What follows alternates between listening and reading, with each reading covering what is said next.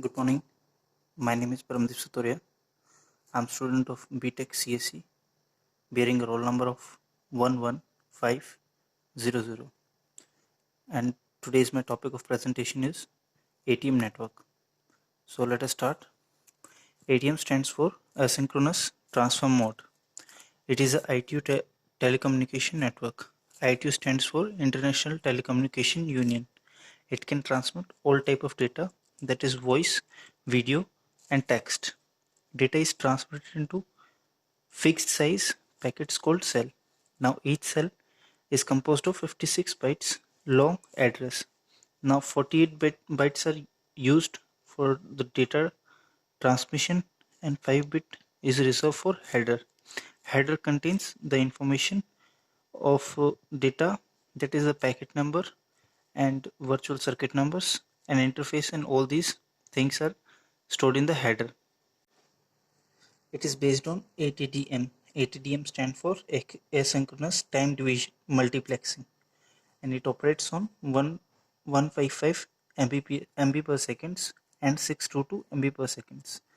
Now let us see the important concepts of ATM.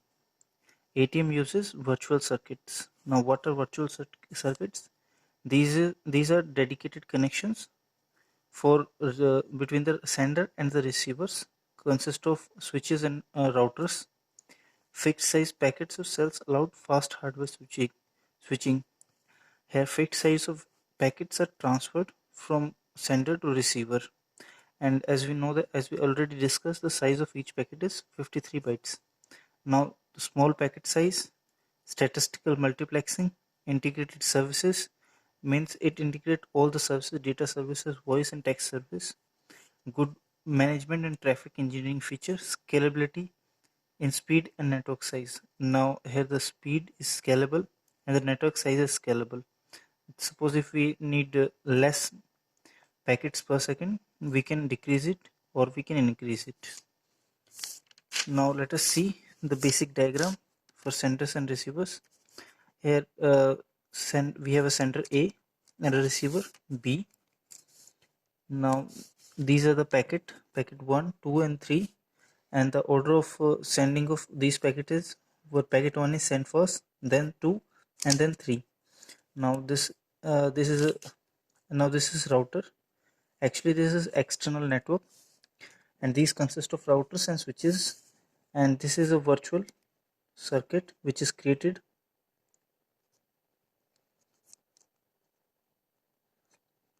Now for initially the sender sends a signals so that a virtual dedicated circuit can be formed between the receiver and sender, and after the confirmation the sender A sends the packets to receiver B, and the order of packets in which packets are sent is same as they are received.